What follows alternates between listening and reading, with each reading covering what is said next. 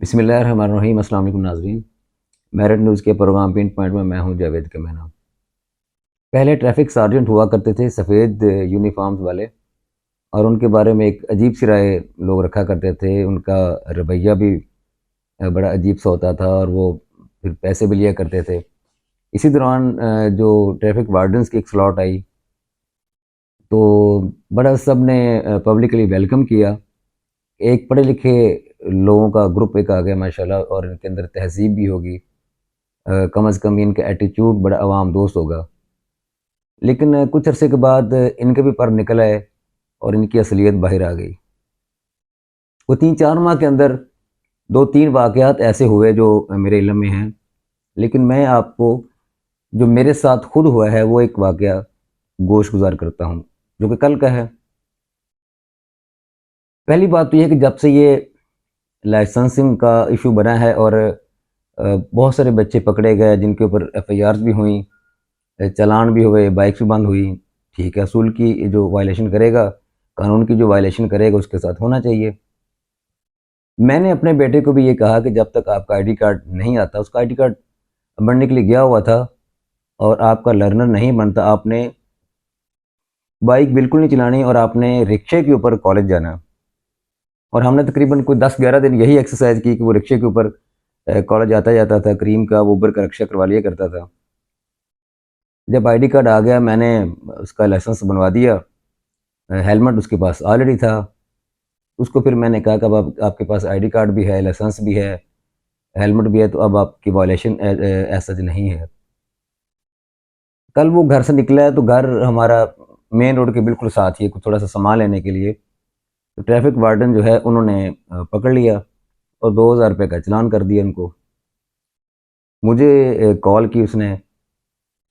मैं हल्फन कहता हूँ कि मैंने उसको अब्यूसिव लैंग्वेज यूज़ की बेटे के साथ, कि मैं आपको बार बार कहता था कि हेलमेट लाजमी यूज़ करना है, आपकी अपनी सेफ्टी है बेटा, लेकिन आपने हेलमेट यूज़ नहीं किया। तो लिहाजा मैं तो नहीं आऊँगा पुलिस स्टेशन। जो आप फ़ाइन है वो मेरे पास आके ऑफिस ले जाओ पैसे, और उसको पे कर दो। खैर वो थोड़ा सा डर भी गया, सहम भी गया कि अब बाइक बंद हो गई है, तो पापा जो हैं वो कुछ ना कुछ कहेंगे, लाजमी बात है। लेकिन मैंने सरजनश की उसकी अच्छी खासी कि आपने ये वायलेशन क्यों की थी, ये बिल्कुल हल्फन बात कर रहा हूँ। बच्चों के पास इतने पैसे पॉकेट में तो नहीं होते ना, आपको पता है। तो फिर मैंने कहा कि मेरी बात करें वार्डन से ना। उन्होंने कहा जी मैंने चालान काट दिया। मैं कहा जी कोई मसला नहीं, मैं आके पे करता हूँ। बिल्कुल ठीक किया, इसको अकल आए ज़रा। मैं पुलिस स्टेशन चला गया जो हमारा मुतलका है, इलामा इकबाल टाउन का। वहाँ जाके मैंने बेटे को एटीएम कार्ड दिया कि आप जाके पैसे निकलवा लें और उसको पे कर दें। तो उसी दौरान बेटे ने बताया कि एक नदीम नाम का ट्रैफिक वार्डन है, उसने मेरे कॉलर से पकड़ कर खींच के मुझे लेके आया जब बाइक बंद करनी थी। मैंने जो इंस्पेक्टर साहब थे शहजाद, साथ ही खड़े हुए थे। बेसिकली सारा उनके सामने हुआ था, और वो भी मुलव्वस थे। मैंने उनको कहा कि जी आपने चालान 2000 का कर दिया, कोई मसला नहीं है, जो चालान बनता है वो करना चाहिए, मैं पे करने के लिए आया हूँ। लेकिन ये जो साथ मिसबिहेव किया, उसकी मैं आपको कंप्लेंट करूँगा। बजाय इसके कि वो मेरी बात सुनते, या कोई मतलब थोड़ा सा मुझे गाइड करते, उन्होंने मुझे बाजू से पकड़ा, और वही जो बेटे की बाइक थाने के अंदर बंद थी, वो उसकी तरफ लेके आए। आगे खड़े हों, आगे खड़े हों। मैंने कहा क्या करना आगे खड़े होके, और खड़े तो हो ना आप, अब जोर लगाएं, बाइक को जोर लगाएं। यानी एक पूरी एक्टिंग करना शुरू हो गया कि जी ऐसे आपके बेटे ने बाइक को आगे से रोका था। मैंने कहा जी कि आपके साथ कोई बदतमीजी की? कहता बदतमीजी करके तो देखता। मैंने कहा जी बदतमीजी की हमने उसको ट्रेनिंग भी नहीं दी, तरबियत भी नहीं है, वो बदतमीजी करेगा भी नहीं इंशाल्लाह। मैंने इसको यही कहा हुआ है कि अगर आपकी गलती की वजह से, वायलेशन की वजह से आपके साथ कुछ होता है तो मुझे फ़ोन नहीं करना, और चालान हो तो आपने लाजमी पे करना, और कोई रेफरेंस बिल्कुल कोट नहीं करना। मैंने कहा जी आपको तो मेरे साथ भी एटीट्यूड ऐसा है, तो आपने बच्चे के साथ तो फिर किया होगा। इस पर वो साहब सीखपा हो गए, और उन्होंने कहा कि जी आप मेरे से लड़ने के लिए आए हैं। मैंने कहा हुजूर मैंने तो आपसे बात ही नहीं की, मैं तो आपको नदीम साहब की कंप्लेंट कर रहा हूँ, क्योंकि आप इंस्पेक्टर हैं और वो ट्रैफिक वार्डन है, तो आप सीनियर हैं, तो आपको नहीं करूँगा तो किसको कंप्लेंट करूँगा? इमीडिएट तो आप मेरे सामने हैं।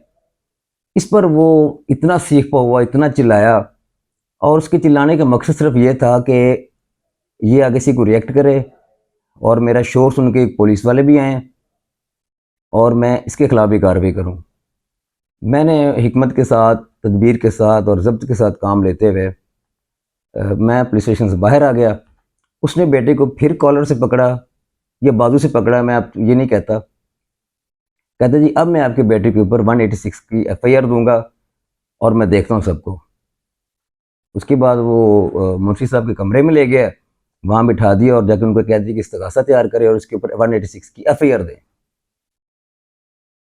मैंने कहा कि अगर तो बेटे ने मुज़ाहमत की है तो एफआईआर दे दें, लेकिन मैं वीडियो निकालूंगा, मैं कैमरे की रिकॉर्डिंग निकालूंगा, अगर आपकी यूनिफॉर्म को टच भी उसने किया है तो आप एफआईआर दे दें।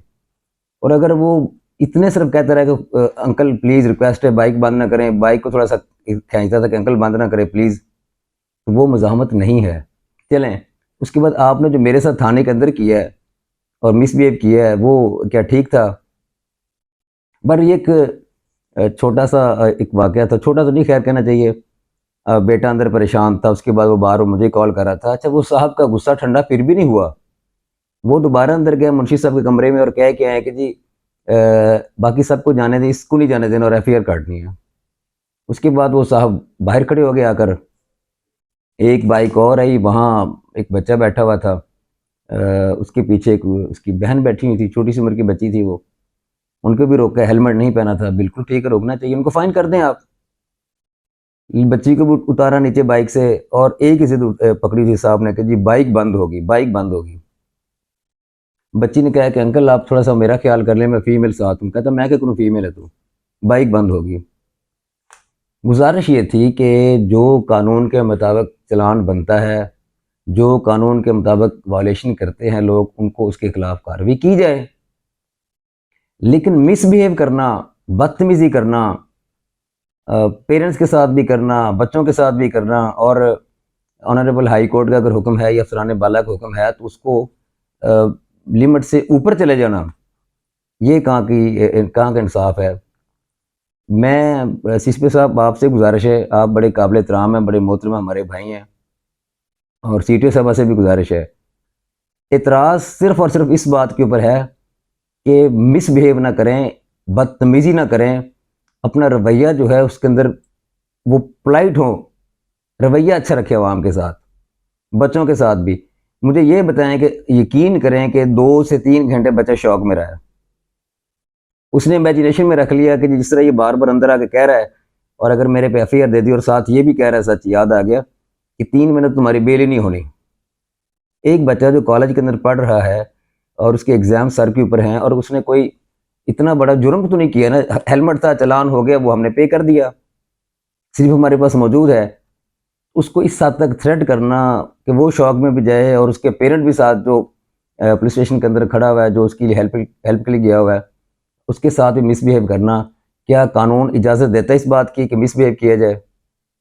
मैं सीसीपी साहब से गुजारिश करूँगा, सीटीओ साहब से गुजारिश करूँगा कि ऐसे जितने नासर हैं, मैंने आज तक किसी फोर्सेस के ख़िलाफ़, यूनिफॉर्म फोर्सेस के ख़िलाफ़, किसी इदारे के ख़िलाफ़ अपने न्यूज़पेपर के अंदर ना खबर लगाई है, ना लगने दी है। लेकिन कल से मैंने ये रखा है, बिल्कुल माइंड सेट कर लिया हुआ है कि मेरे जैसा अमन पसंद बंदा जो हमेशा बड़ी पोलाइट और तहज़ीब के अंदर बात करता है, कभी को अपना रेफरेंस भी नहीं देता। वो अलग बात है कि मैंने एक छोटे-मोटे को जो ताल्लुकात थे, उनको सोर्स को यूज़ करके मैंने रिक्वेस्ट की कल किसी को, और उन्होंने वो मामला रफ़ा-दफ़ा करवा के बच्चे को बाहर ले आए।